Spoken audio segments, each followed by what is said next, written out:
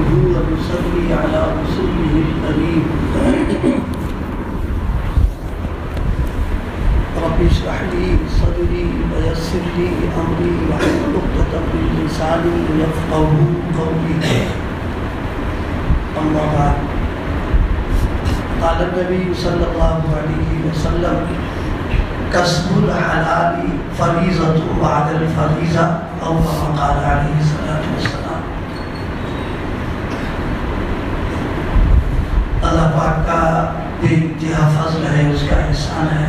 ہم سب کو ظہر کی نماز با جماعت ادا کرنے کی توفیق عطا فرمائے.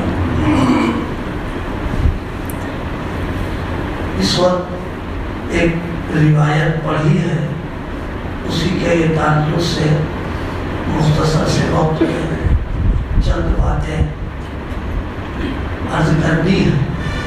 سب سے بنیادی بات یہ ہے کہ پوری کائنات میں سب سے زیادہ قیمتی اور سب سے زیادہ عزت والی، شرافت والی جو مخلوق ہے وہ انسان ہے. اور یہ نعمت اللہ پاک نے ہمیں اور آپ کو بغیر مانگے عطا فرمائی. اگر کوئی اور مخلوق بنا دیتے تو ہم کیا کرتے؟ کچھ بھی نہیں کرتے. یہ بغیر حق کے، بغیر ہماری درخواست کے ہم سب کو انسان بنایا. لیکن اللہ کا ایک عجیب نظام ہے. ایک طرف تو انسان کو سب سے اشرف اور اعلیٰ بنا دیا، اور اسی کے ساتھ انسان کو پوری کائنات کا محتاج بنایا ہے. یہ اس کی حکمت ہے کہ اس نے محتاج بنا دیا، اور انسانوں کو ضرورتوں کا مجموعہ بنایا ہے. ہماری ضرورتیں کیا ہیں؟ مثلاً ہم کو بھوک لگتی ہے تو ہمیں کھانے کی ضرورت ہے. ہم کو پیاس لگتی ہے تو پینے کی ضرورت ہے. ہم کو سردی گرمی لگتی ہے تو ہم کو لباس کی ضرورت ہے. ہم کو رات میں دن میں سونا ہے، آرام کرنا ہے تو اس کے لیے مکان کی ضرورت ہے. پھر موسم کی تبدیلیوں کی بنیاد پر بیماریاں آتی ہیں تو ہمیں علاج کی بھی ضرورت ہے. پھر ہم ماں کی پیٹ سے جاہل پیدا ہوا ہے تو ہمیں علم کی بھی ضرورت ہے. تو گویا ہم ضرورتوں کے مجموعہ ہیں اور محتاج ہیں. یہ اس کی حکمت ہے. اب یہ ضرورتیں ہماری پوری کیسے ہوگی؟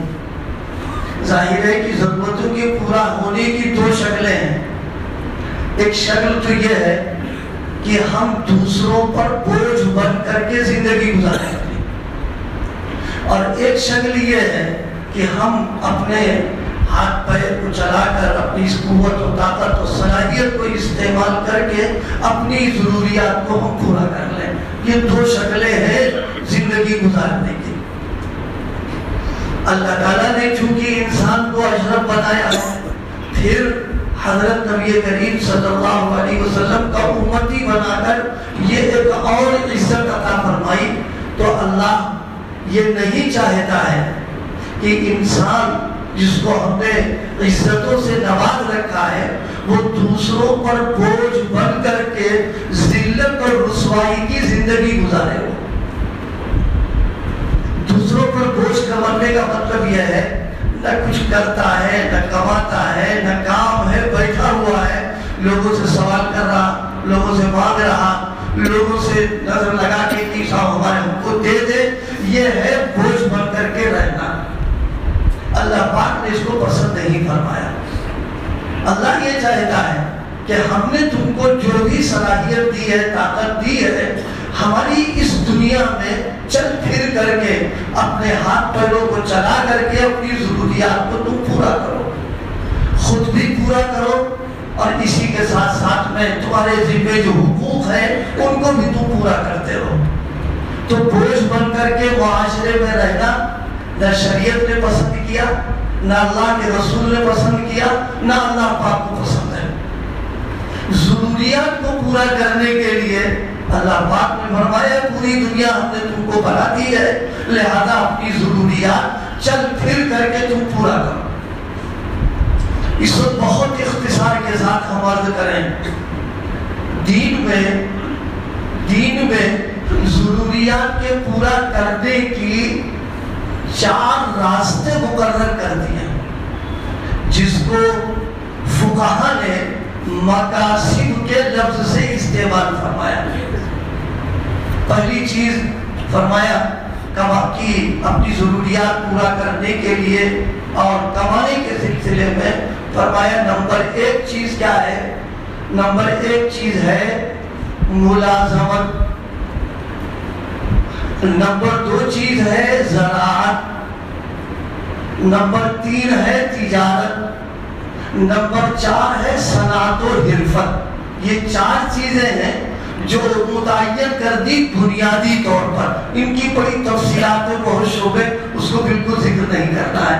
تو گویا دنیا میں انسان زندگی گزارے باعزت بن کر کے، مسلمان بن کر کے، صحیح معنوں میں امتی بن کر کے، تو ان 4 راستوں میں سے جو راستہ اس کے مزاج کے موافق ہے اور صلاحیت اس کی لگ سکتی ہے، اس میں اس کو استعمال کر لینا۔ خواہ تجارت کی لائن ہو، کاروبار کی لائن ہو، زراعت کھیتی باڑی کی لائن ہو جائے، صنعت و حرفت کوئی ہنر سیکھ لے اور اس ہنر کے ذریعے سے اپنا کام چلاتا رہے، اور ایک ہے ملازمت کر لے۔ یہ 4، ان 4 میں چونکہ تجارت کی لائن کے آپ لوگ ہیں، اس لیے میں اس موضوع کو بہت مختصر سے عرض کروں۔ شریعت نے تجارت کے تعلق سے اور تاجرین کے لیے اور کاروبار کے سلسلے میں 2 خصوصیتیں خاص طور پر ذکر کی۔ ایک ذکر کیا ہے امانت اور ایک ذکر کیا ہے صداقت۔ یہ 2 صفت ہیں اور 2 خصوصیتیں ہیں۔ اللہ پاک ہم سب کو ان دونوں خصوصیتوں پر توجہ دینے کی توفیق عطا فرمائے۔ ایک تو کاروبار کے سلسلے میں بالکل سچائی ہو، صحیح بات ہو، جو حقیقت ہے وہ بالکل سامنے کی جائے آدمی کے۔ یہ نہیں کہ سامنے کچھ ہے، اندر کچھ کر دیا، زبان سے کچھ کہہ دیا، معاملہ کچھ کر دیا، یہ صداقت نہیں ہے، یہ اس کے خلاف معاملہ ہوتا ہے۔ اللہ پاک نے ہمیں اور آپ کو جو دین دیا ہے وہ بھی دین حق ہے، سچ ہے۔ جب وہ حق اور سچ ہے تو پھر اللہ یہ چاہتا ہے کہ اس دین کے ماننے والے جس شعبے کے اندر بھی ہوں، بالخصوص اس شعبے کے اندر جو رہ رہے ہیں، ان کے اعمال سے بھی حق ہونا، سچ ہونا، صادق ہونا، صداقت کا ہونا، یہ ان کی ایک ایک چیزوں سے ٹپکنا چاہیے۔ اور اسی کے ساتھ میں امانت اور دیانت، امانت داری۔ امانت کا ایک بڑا لمبا مفہوم ہے، لیکن مختصر طور پر میں اسے سمیٹ کے عرض کروں۔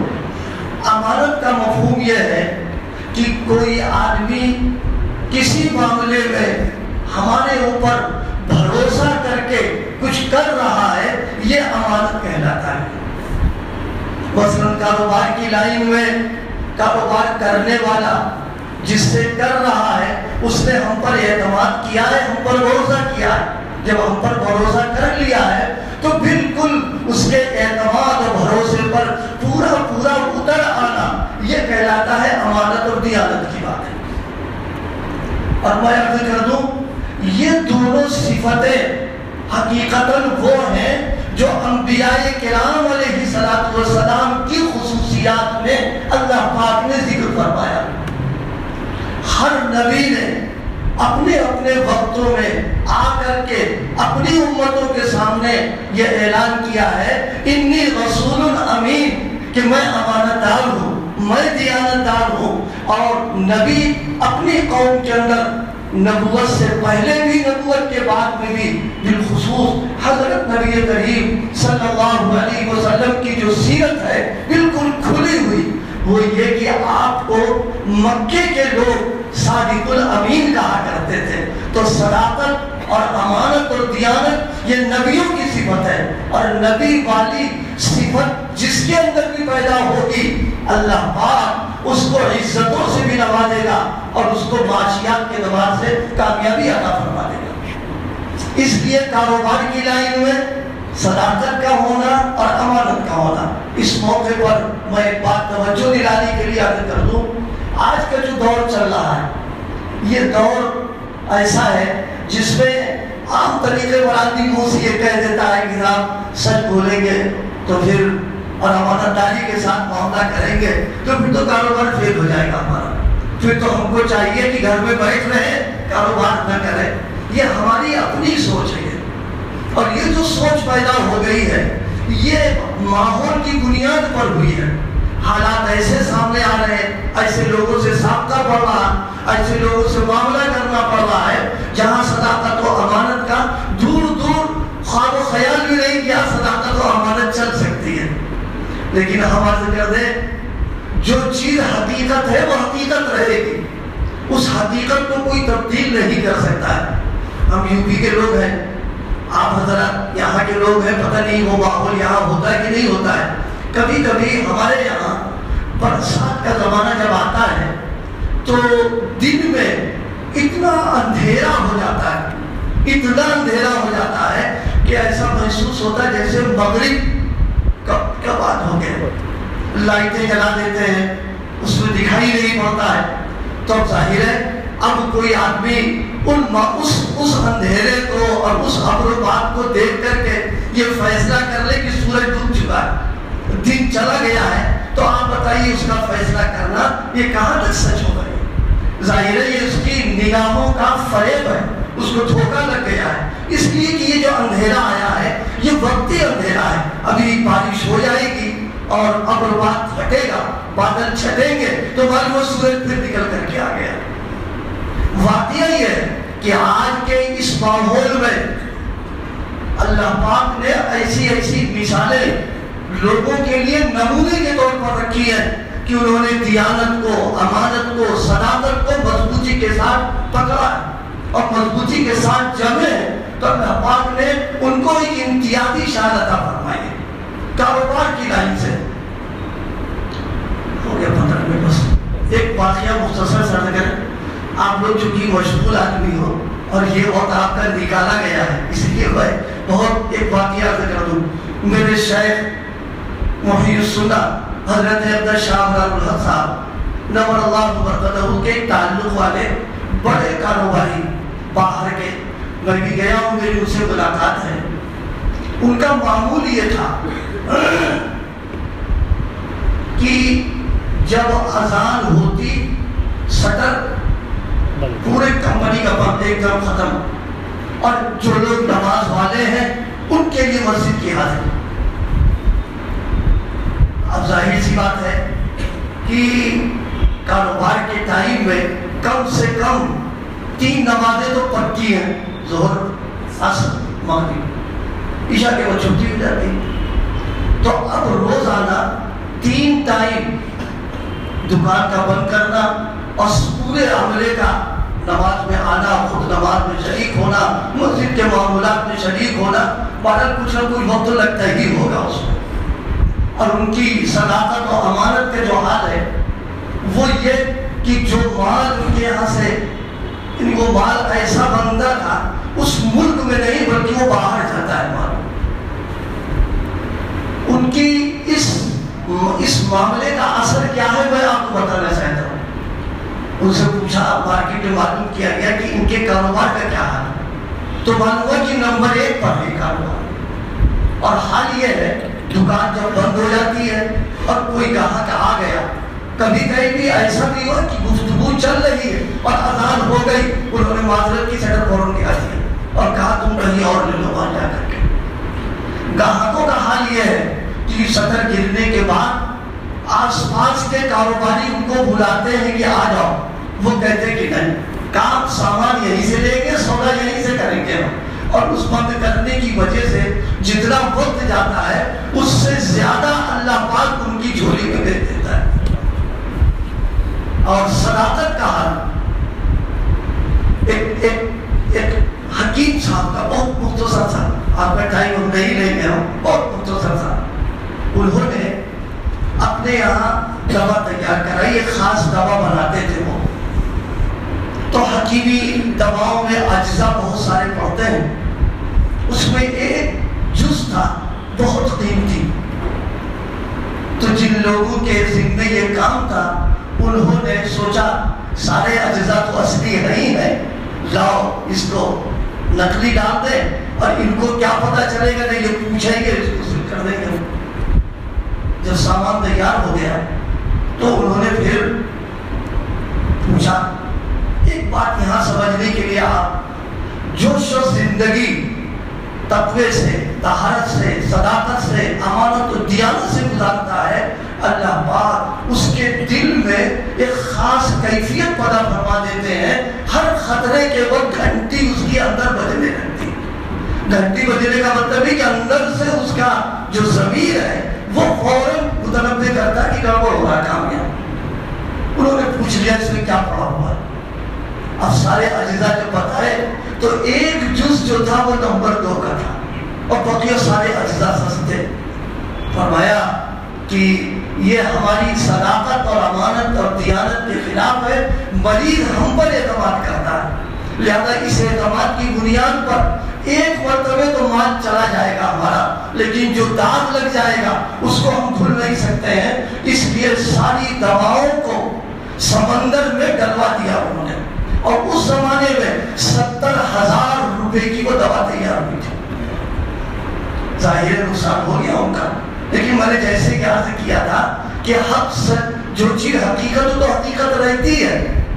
اللہ پاک نے اس کی برکت سے ان کی محبت اور ان کی طرف رجوع دل میں پیدا فرما دیا کہ جو پہاڑی اتنا ایماندار ہو، دیانتدار ہو، اسی سے علاج کرنا ہے، اسی سے دوا لینا ہے.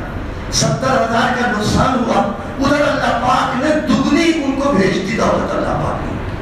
اس لیے میرے دوستوں، میرے بھائیوں، اللہ پاک نے آپ سب کو اس شعبے میں جو لگایا ہے، اللہ اس میں برکت عطا فرمائے، خیر نصیب فرمائے، حلال روزی کا انتظام کرے، اسی کے ساتھ ساتھ صداقت، امانت اور سچائی ہو، تاکہ ہم میں اور غیر میں امتیاز ہونا چاہیے. یہ نہیں کہ ہوا کے روح پر ہم بہ رہے ہیں، نہیں، ہوا ہمارے روح پر بہے گی، ہم ہوا کے روح پر نہیں بہیں گے. اگر یہ دونوں چیزیں ہمارے پاس موجود رہیں گی، اللہ پاک میری گزارشات کو قبول فرما لے، عمل کرنے کی توفیق عطا فرمائے. وآخر دعوانا. بس ایک آخری بات یہ ہے، آپ حضرات اہتمام تو کرتے ہی ہوں گے، ایک اہتمام آپ اس کا کیا کریں، ہر فرض نماز کے بعد تسبیحات فاطمہ کا اہتمام کریں. تسبیحات فاطمہ کا اہتمام ہر فرض نماز کے بعد اور سوتے وقت. اس کا فائدہ یہ ملے گا 24 گھنٹے ذاکرین کی فہرست میں ہمارا نام آ جائے. ظاہر ہے اس سے بڑھ کر اور نعمت ہمارے لیے کیا بنے گی. ایک دوسرے، فجر کی نماز کے بعد اور عشاء کی نماز کے بعد اللہ کا ایک نام ہے یا باسطو، با الف سین تا، یا باسطو، اے کھولنے والے. اس کو 72 مرتبے صرف فجر کے بعد اور عشاء کے بعد پڑھیے. اول آخر درود شریف 3 بار، اس نیت سے کہ اللہ یہاں کا بھی دروازہ کھول دیجئے، وہاں کا بھی دروازہ اپنے نام کی برکت سے آپ کھول دیجئے. اس کا اہتمام رکھیے. اللہ پاک اس کی وجہ سے حلال، طیب اور برکت والا رزق دے گا، اور اس کی وجہ سے 24 گھنٹے ذکر میں ہمارا شمار ہو جائے گا. اب دعا پڑھا دے کرنے میں تھوڑا دیر ہو جائے گی. سبحان اللہ